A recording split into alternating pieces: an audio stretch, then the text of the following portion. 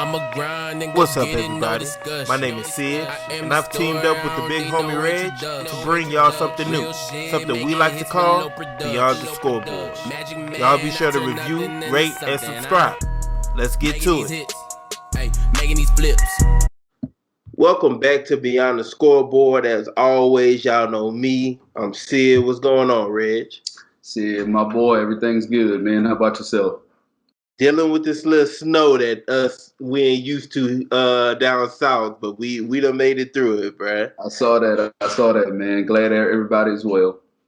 So today we, for once, don't really have any New Orleans Saints talk to force down y'all throats. So we gonna go ahead and look at another team as they prepare for their off season and what they can do to put themselves in a better situation for the 2021 season. The team we're going to tackle today is the New England Patriots. Of course, last offseason fell apart for them, starting with Tom Brady leaving or getting pushed out, whichever way you want to look at it. And then they became the team with the highest amount of COVID opt-outs, right, which, of course, was something that we looked at last year and was like, yeah, that's really going to affect them going forward. I think they ended up with a 7-9 record. Offensively, they were horrible last year. Ain't no way around it. Right. Defensively, I think they still finished top 10. So, what are the things you're looking at when you look at this New England Patriots team and saying, well, they need to do this in order to get back to being a playoff team next year? The first thing I would say is repairing the offensive line. I don't care who you have coming in at quarterback. If you can't give them time, then it's just not going to look right. Mm-hmm. So I would definitely start with repairing the offensive line. They have their starting guard, Joe Donnie, and their starting center, David Andrews, who set to hit free agent, hit the free market this offseason. So it starts there, bringing those guys back or getting someone better in their place. And from there, I think they can get the ball rolling. Of course, they need a quarterback.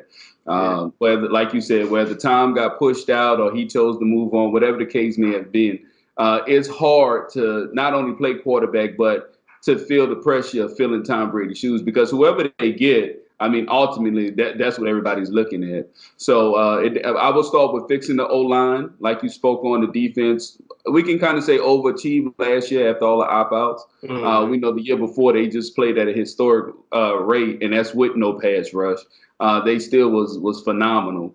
And to me, they found a way to be somewhat successful. The secondary was still great this year, but they wasn't as great as the year before. Yeah. So I would definitely go with, if you can improve defense, fine. But I think getting players back that's on the defensive side of the ball, they're going to be sound enough.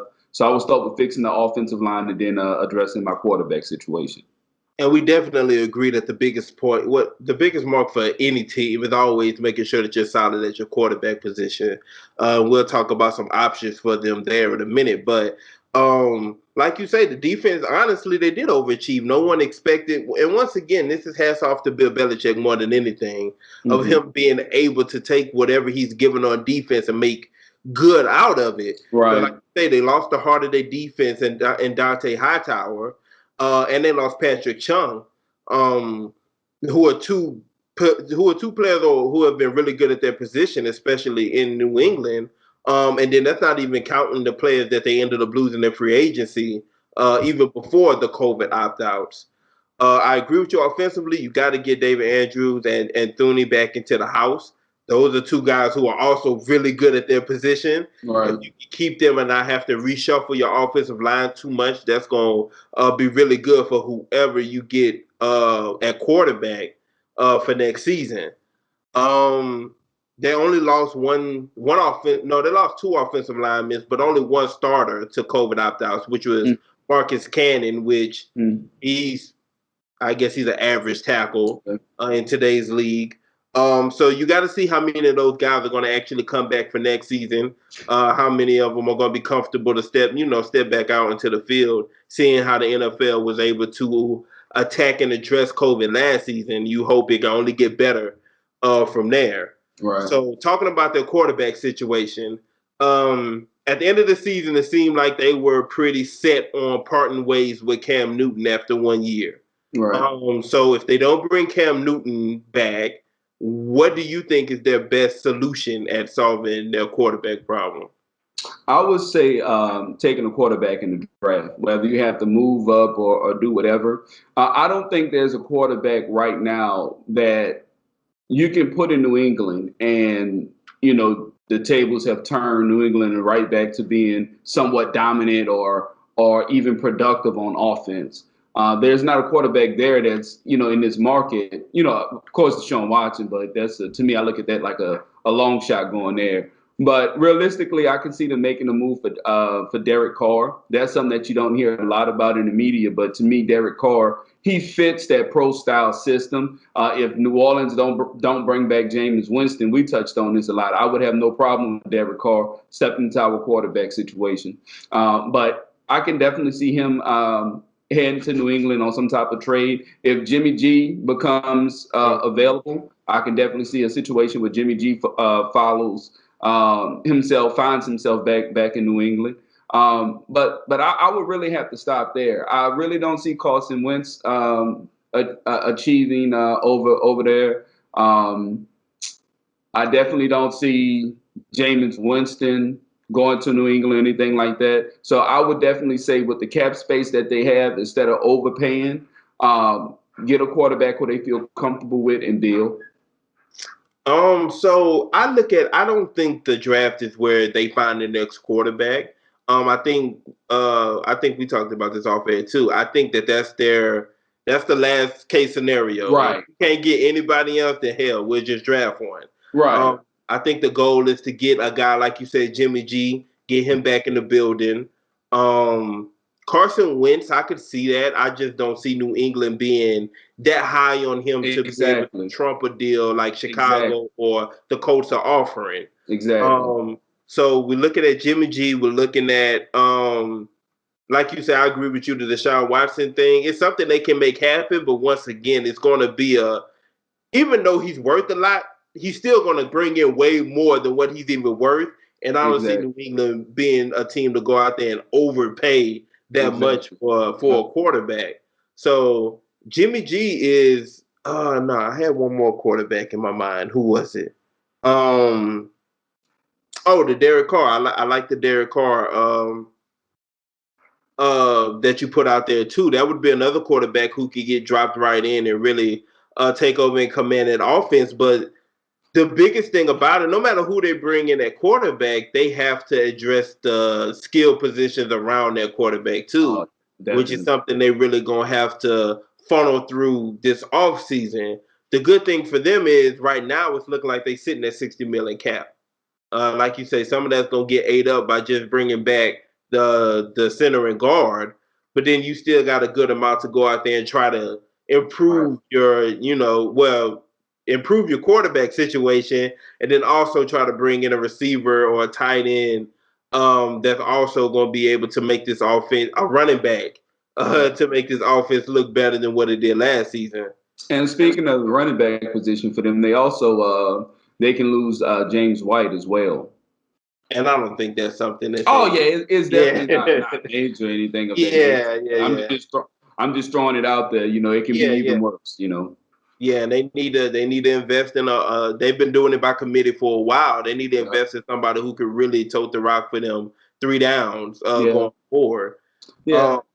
Go ahead. Yeah, no, I was just gonna say it's crazy that they were so successful for so long with not really having much at the skill positions, but it's like the NFL has finally caught up with them, and now they find themselves behind the A ball in a sense because they don't have a receiver nor a running back, and you have an O-line issues. The O-lineman coach who was great for them for many years, he's retired. So they definitely, and you need a quarterback like you mentioned. So they definitely have the odds stacked against them this offseason. But luckily, they do have cap space. Absolutely.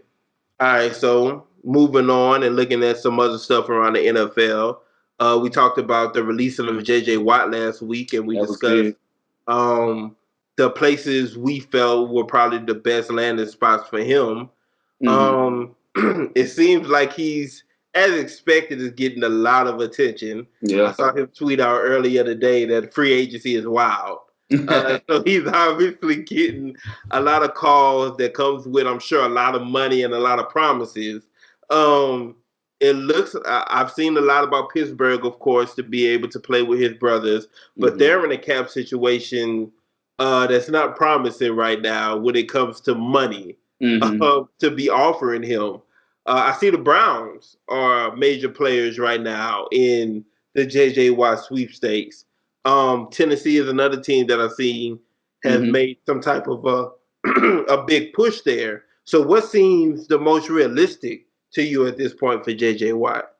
Well, just backtracking just a little bit. When we first spoke, I told you that that's what I like was Tennessee last week because if they can find a way to bring back Clowney and you add Watt, I mean, they made the playoffs 2 years in a row. You know what you're going to get from Derrick Henry. I'm more than sure they can piece the puzzle together and find a way to be a little bit more successful with the addition of Watt. I have been hearing a lot and reading a lot about him to Cleveland. And to me, which makes all the sense in the world if you're looking at it from a football standpoint, because we already know what we have in Myles Garrett, who I thought was the Defensive Player of the Year prior to him catching COVID.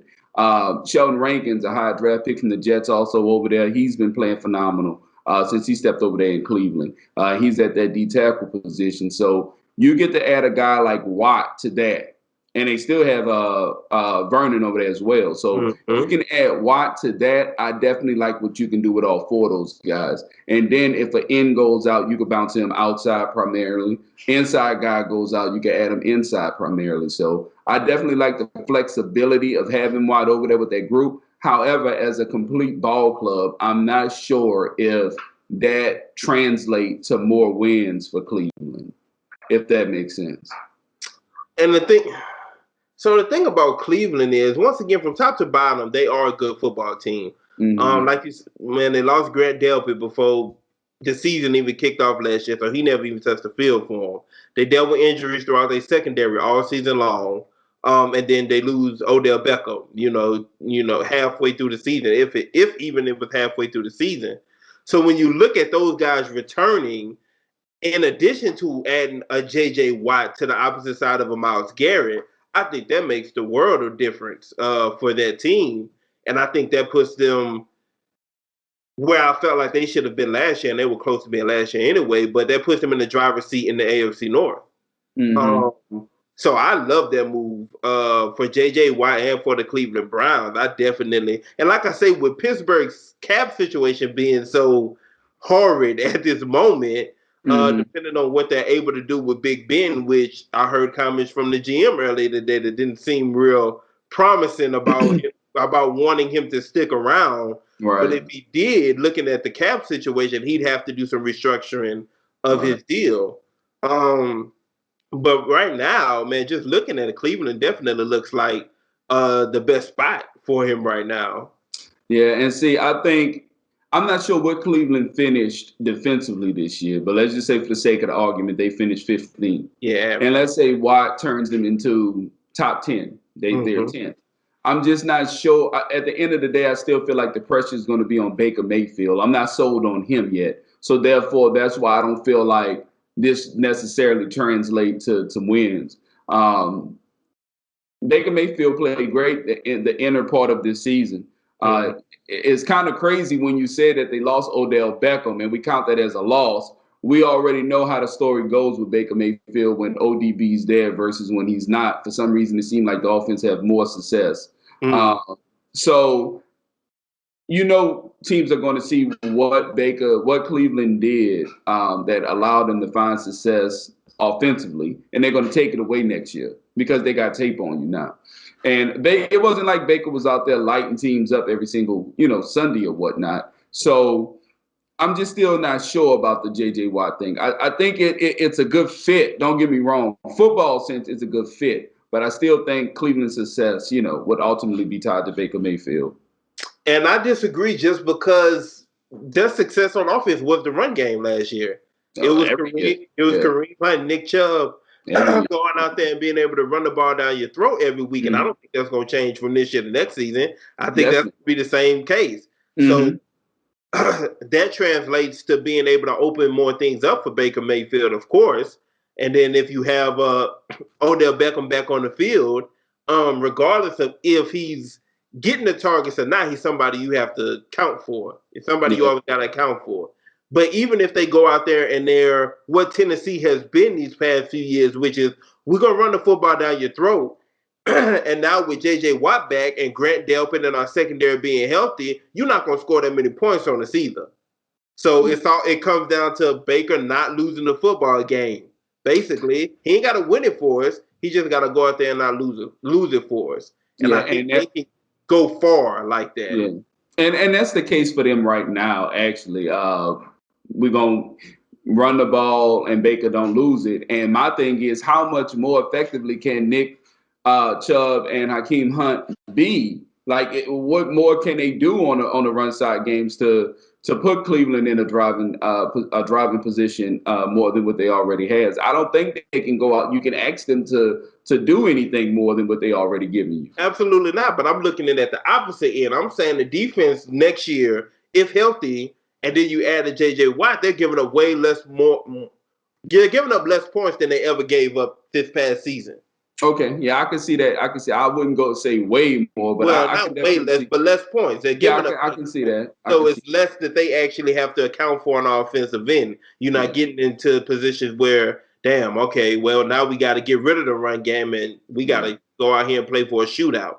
Yeah, and I'm kind of caught in between, just getting back to the question because you asked me about the best fit. I'm kind of caught in between because Tennessee hasn't announced if they're bringing back Clowney. He said he would love to return. But if they can bring back Clowney and then they can bring back Corey Davis, I love what Tennessee has, and I say J.J. Watt best fit is in Tennessee. But if everything stays how it is now with the current rosters, to me, Cleveland makes more sense. Yeah, and it's really splitting hairs there because, like you say, Tennessee has a great defensive line position right now as it stands, just like Cleveland does. Either you putting him on the opposite side of a Clowney or you putting him on the opposite side of a Myles Garrett. Mm-hmm. For him, both of those situations work, Mm-hmm. So it's just about which team do you feel is better rounded out in order to really have success with.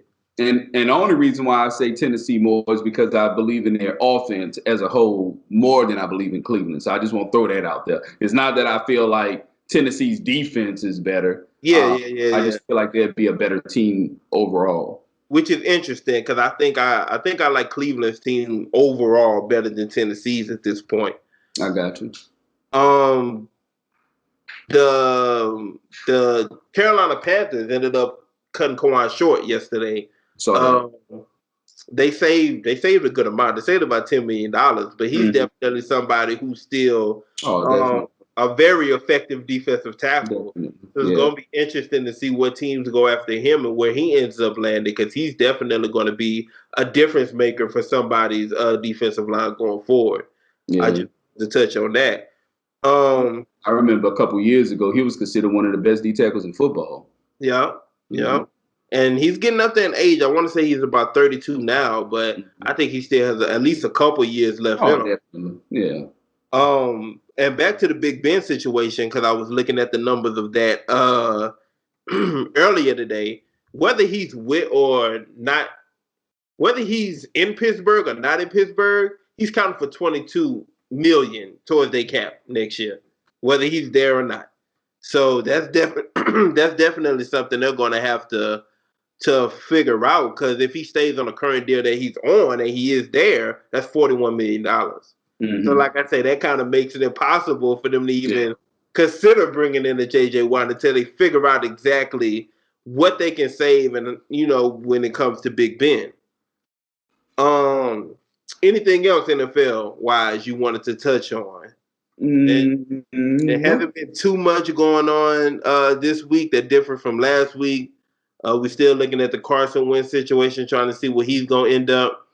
Deshaun Watson and Houston seem to be at a standstill. So there's not too much going on that wasn't, last week when we got on here and talked about it. So let's switch to the NBA. I want to say, was it yesterday or the day before? I want to say it was Monday. it came out that Andre Drummond has started being involved heavily in trade talks. When it first got reported, it looked like all signs was he was headed to Toronto, and then that fell back, and they was like, well, they're talking to all teams about it. And then shortly after, Blake Griffin ended up being in the same situation where they're talking to different teams. They're trying to get them up out of the building. Neither player is going to play for those teams anymore. They're not going to play basketball again until they get traded. So what do you see as the best landing spot? So let's start with Andre Drummond. Andre Drummond. So it's interesting with Drummond because he can definitely provide a defensive service. He can still rebound. He can still challenge a whole bunch of shots, and he could be a big down in the paint. So I would love to see him with the Nets. If I had to pick another team besides the Nets, I would go Clippers to hold down the middle for them. However, neither one of those teams have anything to give up. Exactly. So like you said, more than likely it's going to be Toronto. I think another team that I would like to see him go to, I'm not even sure if they're in the mix, but Charlotte. Every time I see Charlotte play, to me, they just need a big that can rebound, challenge some guys in the paint, things of that nature. I would like to see him in Charlotte as well. I think that'd be a nice fit. But I'm gonna go Charlotte 1, and I'm gonna go Toronto 2. When I first saw the reports, and of course it looked like all indications was that he was going to end up in Toronto, I loved it. I was like, yeah, Toronto is basically the perfect place for him right now. They are very small when it comes to what they have at their center position and power forward, honestly, at this point. And honestly, I'm sure they wouldn't be too hurt if in the deal they had to let go of Kyle Lowry. I think his time is running out there too. So if you can offload a Kyle Lowry and bring in an Andre Drummond, that'll definitely help that team in the East. The second team for me would be the Boston Celtics. They're really hurting at center and power forward. They had brought in Tristan Thompson over the offseason. He hasn't done anything for them. Power forward, they're trying to figure out, but those guys are just not honestly what they need. They don't really fit exactly what Boston's trying to do offensively or defensively. And like you say, Andre Drummond can be a defensive anchor, and he's going to, I want to say last time I checked, he was leading the league in rebounding, averaging about 16 a game at this point. So he's the best rebounder in the league, and he's going to give you protection at the rim. And most of those rebounds, he gets a lot of offensive rebounds as well, which is going to turn into points for him. And I think that boosts the Boston into a position that I think that they've fallen out of since the beginning of the season, which is the top 3 team in the East. So those would be my 2 teams, Toronto and Boston. Gotcha. In the crazy scenario that he ends up getting bought out instead of traded, then I would definitely be looking at the Brooklyn Nets, the Los Angeles Lakers, to be honest with you. Lakers over Clippers? Yeah, of course, Lakers over Clippers because it's LeBron or, the Clippers. So for most players, it's always going to be the Lakers in that case because the playing time is there at this point too. So it's not a situation where he'd be looking at it and saying, well, when I'm going to get my minutes, it's, okay, I'm going to get in here and I'm going to play, and we're going to be able to knock down Marcus All's minutes, and we're going to be able to keep Montrezl Harrell from being in situations where he's just being outsized, honestly, in the paint. So I would love to see a buyout just so he can make his way to the Lakers, but I'm quite sure there are more than a handful of teams that are willing to take on that salary, especially because it's only for 1 year. Definitely. So then we push to Blake Griffin. And I want to start here. I want to start with a stat that I heard yesterday that is absurd. Blake Griffin has not dunked the basketball in the NBA game in 2 years. That can't be right. In 2 years. That can't be right. Somebody who word association for was dunking just 3, 4, 5 years ago hasn't dunked a basketball in the NBA game in 2 years. That is absurd. That's crazy. That is absurd. So obviously Blake Griffin isn't what he used to be. And I don't know if that's him just regressing as a player, if it's him being in places he doesn't want to be in. Because I know now, looking at him in Detroit, he's in a lesser role than he's ever been, and I don't even think he starts these days, to be honest with you. But he definitely still, I think, whoever gets him is getting him as a depth piece more than we need you to come in here, we need to count on you. So what do you think would be the best spots for him? It's kind of crazy that you say that about his regressing because to me, it's a lot of things. For one, is nobody setting him up. You know, I used to preach this when he played for the Clippers, and I don't know if you remember, but for a short period, he was the face of the franchise. Which, when they got CP3, that's kind of what caused that to spill over. Was because they both wanted to be that, the face of the franchise. They wanted to be that identity, but he doesn't have anyone setting him up for easy buckets. Man, everything is a grind, and like you said, probably don't even want to be there no more anyway in Detroit. But for his best fit, you touched about this team about Drummond, and I necessarily don't like Drummond here, but I absolutely love Blake Griffin here, and that's Boston. I think Boston has absolutely nothing at the center or power forward position. So I think he can definitely get there, fit in, and he doesn't have to be counted on, like you said. Yeah. But Boston is at their best when everybody's touching the ball offensively, like their years with Al Horford, who can shoot and stretch the D a little bit. To me, that's when they're at their best. And like you said, whether Blake start or not, he can still contribute to the team in that way. But I definitely like him in Boston. If not Boston, my second team will probably be Miami. Miami's struggling right now. Once again, that's a place he can go, get minutes, play his game. He don't have to change not to think about, what he can do or what he can't do. He can be him, and he could fit in that role and probably be a spark that kind of helped them turn things around in Miami. So with the Boston thing, I disagree just because for Boston, I don't think they look at that and say that's an upgrade to anything that we already have. Like I say, I don't think Blake is obviously, like we say, he's not what he used to be. He's not gonna go out there and get 22 and 10 or whatever he was getting previously. And obviously he has no will to actually attack the rim or dunk anymore either. So that's not helping anything. So I don't think that's a real improvement over the guys that Boston is already cycling through at power forward and center, trying to figure it out. I like the Miami one is interesting because I didn't think of them. I didn't think of them as a team where he would actually fit in, but I could definitely see the fit there. I do like the Lakers right now, but once again, that's a buyout situation. Yeah. But with the Anthony Davis injury that we're going to talk about in a minute, and him being shelved for a few weeks or maybe a month or 2 months, Blake Griffin is somebody who could come in and as a depth player, you keep starting Kyle Kuzma at your power forward position, but then if you have Blake Griffin coming off your bench and playing some purposeful minutes, he has become a better passer over the past couple of years as well. So that's a place where I could definitely see him fitting into. Phoenix is another place that I can see him fitting into easily. Chris Paul down there? Yeah, with Chris Paul down there, Devin Booker, DeAndre Ayton in the middle, so he's not really counted on to be that defensive anchor, which we know he's not. He has that. He has somebody behind him that's going to always be able to protect the rim. I would like him there too as well.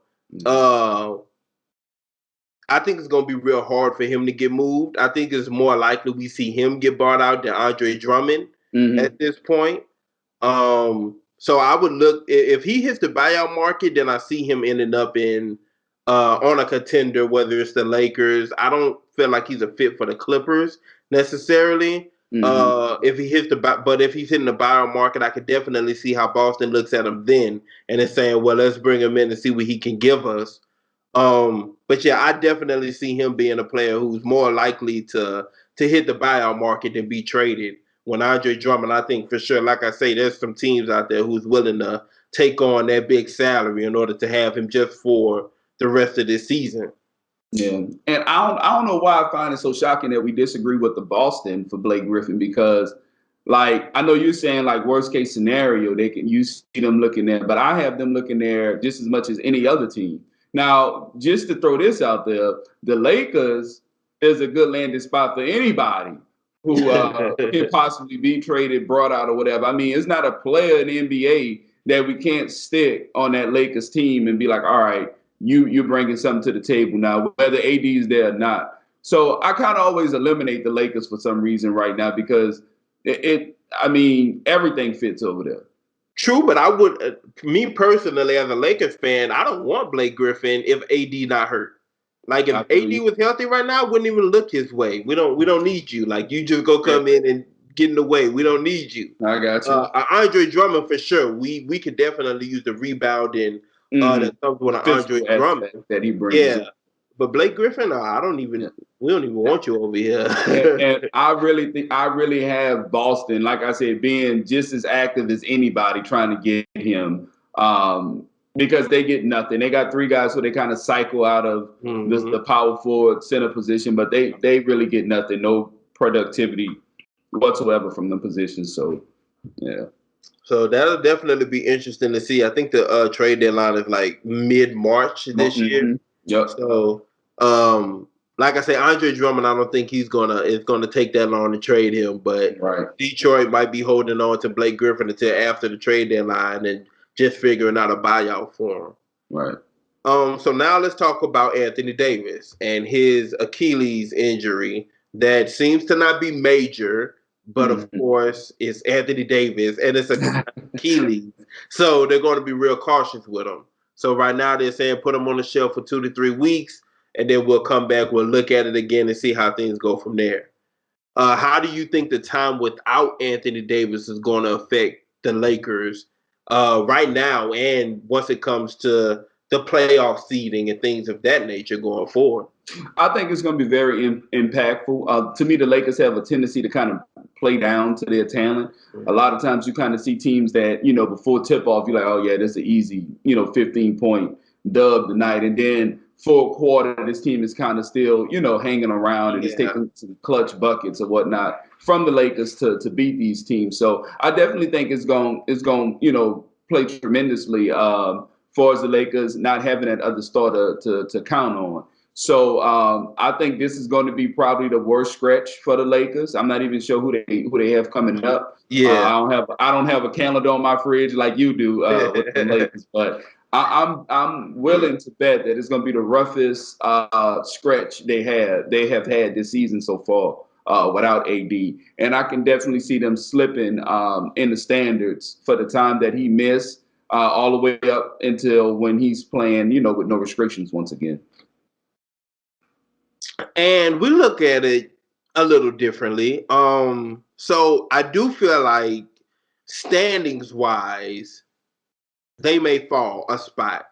I'd be shocked if they fall 2, because right now they're second in the West behind Utah by about a game and a half. And they have a game up on the Clippers. But the next closest team, they got 4 games up on Portland right now. I don't see Portland being able to close that gap on them. So regardless of how much time he misses, because of the productivity that we're getting from LeBron James in year 18, which has shocked year after year. He keeps shocking us because we're waiting on this regression. And he's shocking y'all. He ain't shocking me. Yeah, I hear you. But he keeps shocking us year after year, and we're 29 games into the season right now. He hasn't missed one. He's been playing pretty high minutes. If you ask 9 out of 10 people right now, he's the MVP. Yeah, I mean, it's up to some of the highest minutes of his career, or something like that.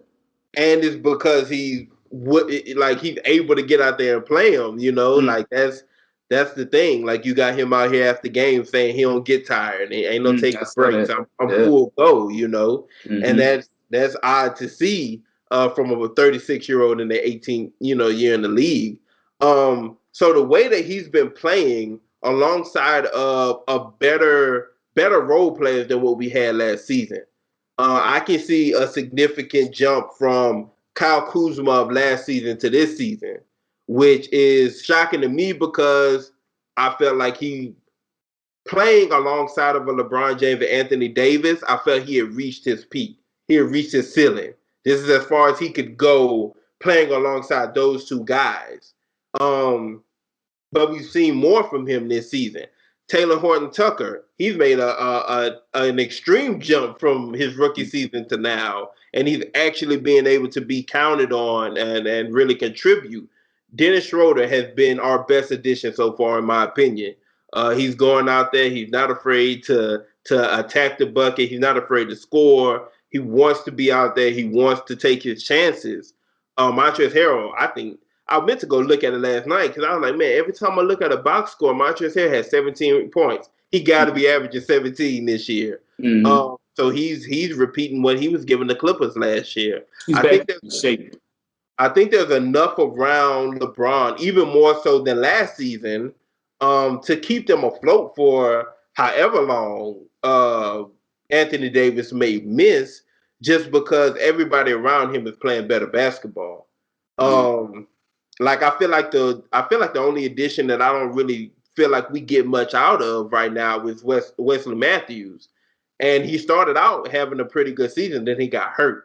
So since he's been back from injury, he hasn't really been giving us anything. But everything else we've added this offseason has really attributed to us being a better team than what we were last year. And I think a team last year, it couldn't have been just LeBron, or it couldn't have been just AD for a 10-game stretch or more, and we would have been fine. But I think this season we'll be able to conquer that. Yeah, and I see your point. For as basketball, I have these guys that my role players who are playing phenomenal. They've been very impactful and all that good stuff. But removing AD off the floor, it goes both ways because his IQ, for one, none of those guys can match. At no point in the game you can run your offense through any one of those guys that you call. So from a basketball, Schroeder, you already run your offense through Schroeder. That's somebody you run your offense through on a regular basis already. It's a huge difference in Dennis being trusted to run the offense, to distribute and all those things. So what I'm saying is control the game in AD. Once the ball reaches the block, the play's done. This guy's going to get a bucket. To me, that's a big adjustment. And then he's the only guy on the floor defensively that is still playing good D at this point. Like you said, Montrezl has been getting work because they've been using him down low a whole lot, and he's getting beat up and he's undersized. But AD defense to me has been right where it's always been, which is some of the best in the NBA. You're definitely missing that once you don't have AD anymore on the floor. Yeah, defensively, I definitely agree. You're gonna take a hit there, defensively, without having Anthony Davis on the floor. But once again, is it absolutely something that you can't overcome? And I don't think that that's the case. And then the fact that AD, before this injury, AD hadn't been playing great anyway. No. He's been there, but he hasn't been playing great thus far this season to begin with. So I think him getting his time off is probably what's best for him. Probably so. Honestly, at this point. And then, like I say, I think we'll really be able to overcome it. Honestly. Yeah, and you can definitely overcome this situation. I mean, you got LeBron James on your team, so you could definitely overcome it. However, I'm saying I'm willing to bet that this is going to be the worst Lakers basketball that we've seen. That's what I think. I think we're about to see some of the worst Lakers basketball, and it may still be good basketball. But I'm just saying I think you guys are more vulnerable now than you've ever been throughout the year so far.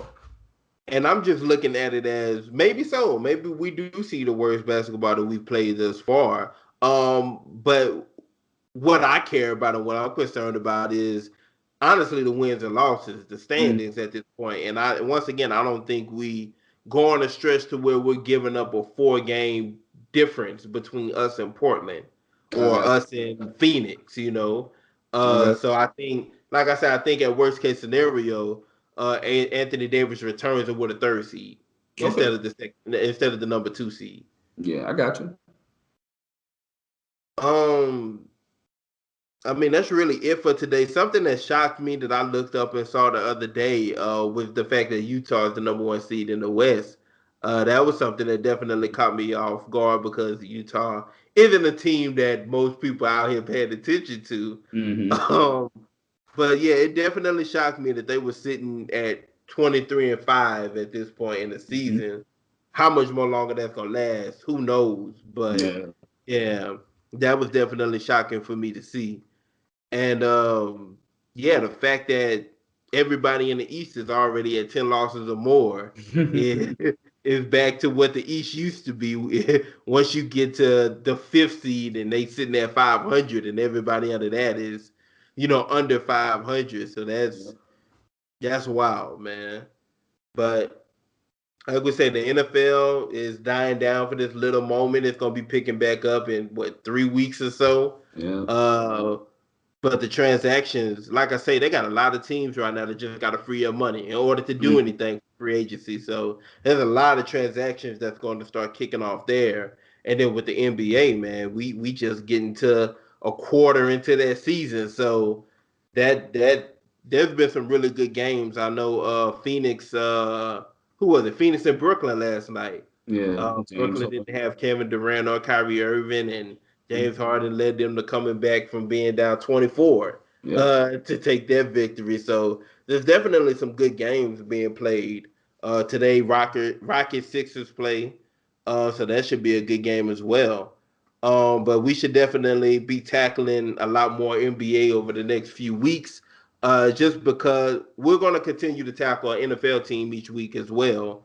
But NBA talk is definitely gonna peak over the next few weeks as we wait the start of free agency in the NFL. Yeah. And I just want to add out there, man, the Saints are so far behind with the cap that once we get the rocking and rolling, Lord, man, it's like it's gonna be something crazy because we got a long way to go to get on the positive side of the cap. Yeah, and like I say, man, those couple of moves we made last week, that gained us $30 million right there. So we got about 60 more to go. Just to be in the clear. Yeah, just to be in the clear. We got about 60 more to go and still got to figure things out from there. But as me and you talked about off air, we expect some Marshawn Lattimore and Ryan Ramchick to be the first ones to get extended. And those be things to help with the cap. So we just waiting on that ball to drop. Because once it does, it's going to be deal after deal after deal being extended, restructured in order for them to get into the clear. So we're definitely waiting on that to come. But that is it for today. This was a pretty short one than what we usually end up arriving at. So that's always a good thing for our listeners, I'm sure. So this one in history today.